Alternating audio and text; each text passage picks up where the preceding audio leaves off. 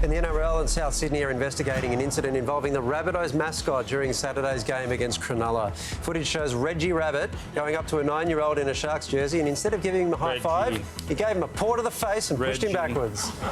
The boy also got a talking to from security. I apologise if I did something wrong, but I don't think I did. Coming off the field, and he called me over. I went over like I normally do to make the kids happy, and then he grabbed me.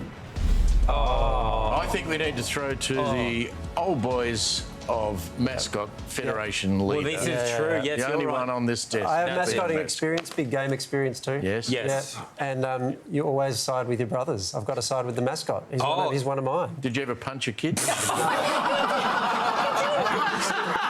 I didn't. But I ended up in a wrestling match with the bulldog. Whoa. Oh. And then Was it inside that? I've told this story before. Yeah. So he was a really good wrestler. And he was slaughtering me. But you're a tiger. You And I was a tiger. You should be able to handle it. I know, and it's at the MCG in front of my people. Oh, God. And so I had to do something. And so I don't know what happened. He came at me and I just hit the ground to try to avoid him, and I grabbed him and I tried to, I don't know what I was doing. Very and violent. then I heard this roar right across the MCG.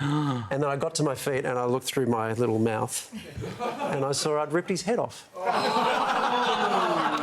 And this was a child as well? No, he was not a child. Right, okay, thank God. You said like that it's the worst It's the crime worst a thing mascot you can make. The worst to thing reveal about his this whole face. story is we just saw the man in the bunny. Which Apparently Charlie's well known. I know, but you've got to preserve the illusion to force him into that situation. So anyway, when I ripped his head off, there were a whole lot of traumatised kids. because one thing I noticed is walking around. And then he shot Bambi. Walking around the stadium dressed as a tiger, I could hear kids debating.